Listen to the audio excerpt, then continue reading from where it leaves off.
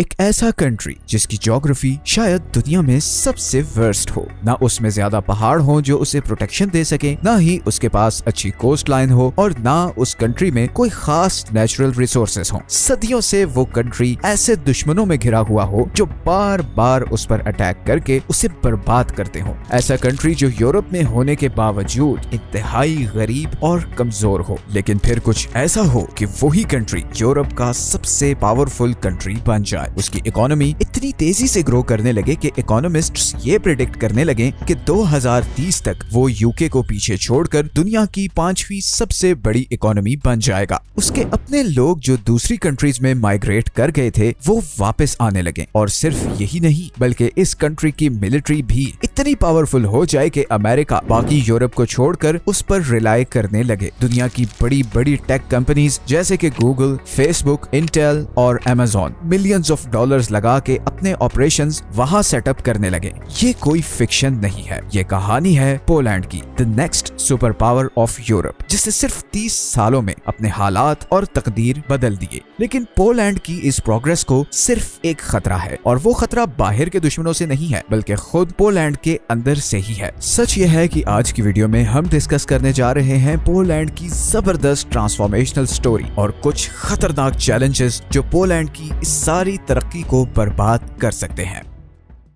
Poland की इस amazing transformation को समझने के लिए हमें पहले पोलैंड की हिस्ट्री और ज्योग्राफी को समझना होगा। आज का पोलैंड जर्मनी, चेक Republic, Slovakia, Ukraine, Belarus, Lithuania और रशिया के साथ बॉर्डर शेयर करता है। पोलैंड की ज्योग्राफी बहुत ही फ्लैट है और इसी वजह से बाहर से दुश्मनों के लिए उस पर अटैक करना हमेशा से बहुत आसान रहा है। पोलैंड के साथ नॉर्थ में बाल्टिक सी है, मगर वहाँ से खुले समुद्र में जाने के लिए पोलैंड के समुद्री जहाजों को इस चोक पॉइंट से गुजरना पड़ता है। तो पोलैंड हमेशा से ही उन कंट्रीज पे डिपेंडेंट रहा है जिनके कंट्रोल में ये चोक पॉइंट्स थे। लेकिन अगर हम कुछ 100 साल पीछे चले जाएं, तो पॉलिश एम्पायर बहुत ही पावरफुल थी और बाल्टिक सी से लेकर ब्लैक सी तक का ये सारा एरिया पोलैंड के कंट्रोल में था। लिथुआनिया, बेलारूस, यूक्रेन और इवन रशिया का मॉस्को तक का अच्छा खासा एरिया पॉलिश एम्पायर के कंट्रोल में ही था। लेकिन फिर 17th सेंचुरी के बाद इंटरनल रिवोल्ट्स, रिलीजियस इंटॉलरेंस और सेक्टेरियन क्लैशेस की वजह से पॉलिश एम्पायर लगातार कमजोर होती गई, और फिर ऑटोमन एम्पायर ने इस गिरती हुई दीवार को एक फाइनल धक्का दिया, जिसके बाद ये सारी स्टेट्स पॉलिश एम्पायर से अलग हो गई। पोलैंड अब हर तरफ से दुश्मनों में घिरा हुआ था। नॉर्थ में स्वीडन और डेनमार्क थे जिन्होंने उसका समुद्री रूट चोक किया हुआ था। वेस्ट में जर्मन्स थे, ईस्ट में सोवियत यूनियन था और साउथ में ऑटोमन एम्पायर। अगले 100 साल तक पोलैंड अपने पड़ोसियों से उलझता ही रहा। लेकिन असल युद्ध शुरू हुआ 1918 में, जब वर्ल्ड वॉर 1 हारने के बाद जर्मनी ने ये सारा एरिया खाली कर दिया। अब क्योंकि 17th सेंचुरी से पहले ये सारी स्टेट्स पोलैंड के कंट्रोल में थी, तो पोलैंड ने इन पे अपना कंट्रोल वापस लेने के लिए अपनी आर्मी को मोबिलाइज किया। दूसरी ही तरफ सोवियत यूनियन को भी जर्मनी की हार के बाद एक अपॉर्चुनिटी नजर आई कि इन एरियाज पर कब्जा करे और जर्मनी तक अपनी कम्युनिस्ट आइडियोलॉजी पहुंचाए। लेकिन उसे इस मकसद में सिर्फ एक रुकावट थी, और वो थी पोलैंड। पोलैंड और सोवियत यूनियन के दरमियान एक जबरदस्त वॉर शुरू हो गई और सोवियत आर्मी 1920 में पोलैंड के कैपिटल वॉर्सो तक पहुंच गई। मगर फिर पोलिश आर्मी ने कमाल बहादुरी से सोवियत यूनियन को बैटल ऑफ वॉर्सो में न सिर्फ हराया, बल्कि सोवियत कंट्रोल में जाने वाले अपने सारे एरियाज को भी वापस ले लिया। सोवियत यूनियन इस हार से परेशान हो गया और उसने 2 महीने बाद ही अक्टूबर में पोलैंड के साथ सीज फायर ट्रीटी साइन कर ली, और फिर मार्च 1921 में ट्रीटी ऑफ रेगा के बाद पोलैंड और सोवियत रशिया के ये ऑफिशियल बॉर्डर्स डिसाइड हो गए। अगले 19 साल तक पोलैंड में पीस रहा। लेकिन इन्हीं 19 सालों में जर्मनी में नाज़ीज दोबारा पावरफुल हो चुके थे और उन्होंने ऑस्ट्रिया और चेकोस्लोवाकिया पर दोबारा कब्जा कर लिया। और फिर 1939 में जर्मनी ने इन 3 साइड्स पे पोलैंड पर अटैक कर दिया और चंद हफ्तों में ही आधे पोलैंड पर कब्जा कर लिया। अभी ये वॉर चल रही थी कि ईस्टर्न साइड से सोवियत यूनियन ने बाकी बच जाने वाले एरिया पर अटैक किया और उस पे कब्जा कर लिया। अगले 5 साल तक पोलैंड जर्मनी और सोवियत यूनियन के कंट्रोल में रहा। फिर 1945 में जब वर्ल्ड वॉर 2 खत्म हुई और जर्मनी ने सरेंडर कर दिया, तो सारा पोलैंड सोवियत यूनियन के कंट्रोल में चला गया। और फिर 1990 तक वो सोवियत यूनियन की एक सैटेलाइट स्टेट ही रहा। 1991 में सोवियत यूनियन के टूटने के बाद पोलैंड रशिया से दूर और वेस्ट से ज्यादा करीब होने लगा। बरसों की लड़ाई के बाद पोलैंड अब समझ चुका था कि उसे अपने पड़ोस में दुश्मन नहीं दोस्त चाहिए, और इसीलिए वो 1999 में नेटो का मेंबर बन गया और फिर 5 साल बाद ही 2004 में उसे यूरोपियन यूनियन की मेंबरशिप भी मिल गई। और इसी तरह पोलैंड के वही पुराने दुश्मन अब उसके दोस्त और प्रोटेक्टर बन गए। और अब शुरू होने जा रही थी पोलैंड की सक्सेस स्टोरी।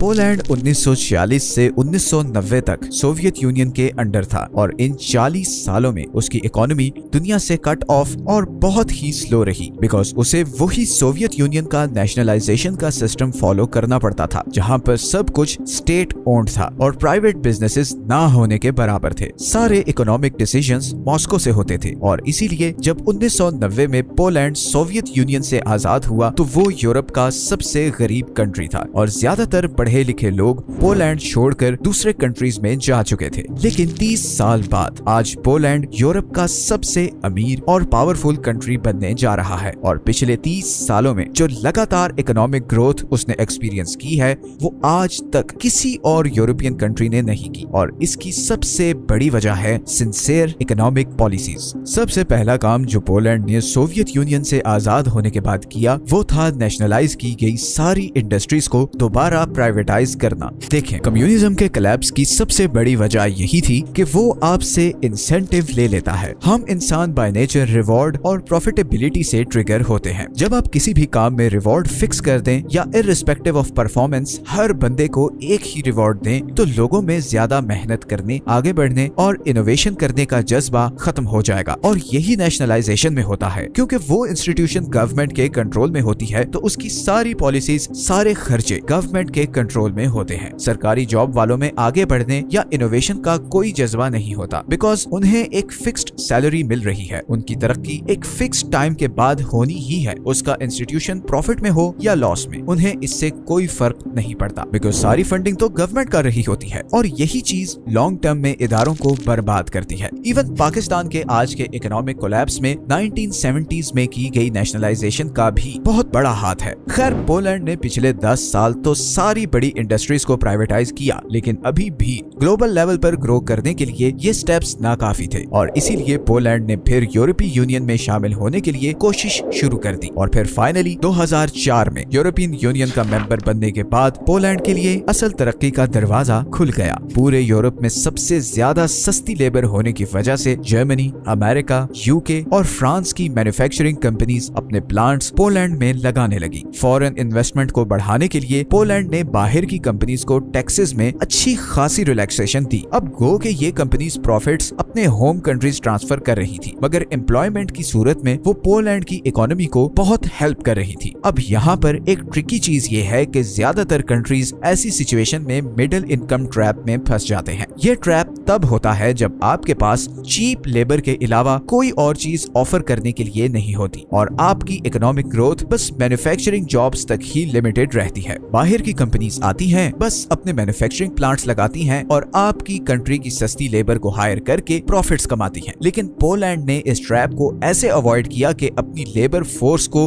लेटेस्ट टेक्नोलॉजी में ट्रेन करना शुरू किया। पोलैंड में 16 साल से ऊपर के लोगों को free of cost tech engineering, data sciences और सॉफ्टवेयर डेवलपमेंट के कोर्सेज करवाए गए और उसी का नतीजा है कि आज दुनिया की बड़ी टेक कंपनीज जैसे कि गूगल, अमेज़न और मेटा अपने रिसर्च और डेवलपमेंट हब्स पोलैंड में सेटअप कर रहे हैं। और फिर इसी का ट्रिकल डाउन इफेक्ट ये हुआ है कि पिछले 30 सालों में जो ब्रेन ड्रेन हुआ था वो अब रिवर्स हो रहा है। हाईली एजुकेटेड पॉलिश जो दूसरे यूरोपियन कंट्रीज में सेटल्ड हैं वो अब वापस अपने कंट्री में आ रहे हैं। और इसी तरह रशिया यूक्रेन वॉर के बीच बहुत से हाईली एजुकेटेड यूक्रेनियंस भी पोलैंड में आए और अब वो भी पोलैंड की जॉब मार्केट में एक अच्छा खासा स्टेक रखते हैं। और यही पर आती है वो तीसरी चीज जो पोलैंड को लाइमलाइट में ले आई। पोलैंड अपनी अपनी आर्मी को यूरोप की सबसे पावरफुल आर्मी बनाने जा रहा है। पोलैंड अपने जीडीपी का 3% मिलिट्री पर स्पेंड कर रहा है। वो लिटरली एक शॉपिंग स्प्री पर है। एब्राम और K2 panther tanks, fighter jets, Apache helicopters, पूरे यूरोप में इतना अग्रेसिवली कोई हथियार नहीं खरीद रहा जिस तरह पोलैंड खरीद रहा है। और अभी तो पोलैंड के प्राइम मिनिस्टर ने कहा है कि अगले कुछ सालों में वो जीडीपी का 4% तक अपनी मिलिट्री पर स्पेंड करेंगे और आर्मी को भी डबल कर देंगे। आने वाले टाइम में पोलैंड की आर्मी शायद नेटो की तीसरी सबसे बड़ी और पावरफुल आर्मी बनने जा रही है। कई 100 साल तक इतने दुश्मनों से लड़ने के बाद उन्हें अच्छी तरह अंदाजा हो चुका है कि उनके लिए पावरफुल आर्मी कितनी जरूरी है। रशिया यूक्रेन वॉर में यूक्रेन की सारी वेपन सप्लाई पोलैंड के थ्रू ही जा रही है और इसीलिए रशिया को पोलैंड पर बहुत गुस्सा है और हो सकता है रशिया का नेक्स्ट टारगेट पोलैंड ही हो। इसीलिए पोलैंड अपने आप को फुल डिफेंड करने के लिए भरपूर तैयारी कर रहा है। गो के पोलैंड पर अटैक करने का मतलब है कि सारे नेटो कंट्रीज मिलकर पोलैंड को डिफेंड करेंगे। मगर बाकी यूरोप के जिस तरह के हालात चल रहे हैं, पोलैंड किसी पे रिलाय नहीं करना चाहता। तो ये थी पोलैंड की ट्रांसफॉर्मेशन स्टोरी। अब आते हैं उन चैलेंजेस की तरफ जो पोलैंड के इस सारे इकोनॉमिक मिरेकल को नुकसान पहुंचा सकते हैं। एक बहुत बड़ी प्रॉब्लम ये है कि पोलैंड फॉरेन इन्वेस्टमेंट पर बहुत ज्यादा डिपेंडेंट है। अपनी इंडस्ट्री और नेचुरल रिसोर्सेज ना होने की वजह से पोलैंड की सारी इकोनॉमी फॉरेन इन्वेस्टमेंट से चलती है और कल को किसी भी वजह से अगर ये कंपनीज पोलैंड से कहीं और रिलोकेट करती हैं तो पोलैंड की इकोनॉमी लिटरली महीनों में कोलैप्स कर जाएगी। और दूसरा चैलेंज ये है कि पोलैंड बहुत ज्यादा डिवाइडेड है। एक तरफ लिबरल्स हैं और दूसरी तरफ कंजर्वेटिव। पोलैंड की करंट गवर्नमेंट कंजर्वेटिव्स की है और उनका लिबरल्स के साथ बहुत ज्यादा टसल है। लिबरल्स ये क्लेम करते हैं कि कंजर्वेटिव गवर्नमेंट पावर में रहने के लिए रूल्स को चेंज करती रहती है और ऐसी अमेंडमेंट्स करती है जो उन्हें फायदा दे। इसी वजह से इवन यूरोपीय यूनियन ने भी पोलैंड की करंट गवर्नमेंट को थ्रेट किया है कि अगर उन्होंने लॉज के साथ छेड़छाड़ बंद ना की तो वो पोलैंड को यूरोपीय यूनियन से निकाल भी सकते हैं और ये पोलैंड के लिए एक बहुत ही बड़ा सेटबैक होगा। तो इतनी जबरदस्त प्रोग्रेस के बावजूद पोलैंड अभी एक बहुत ही खतरनाक मोड़ पर है और कोई भी डिसीजन पोलैंड के लिए फ्यूचर में अच्छे या बुरे कॉन्सिक्वेंसेस ला सकता है।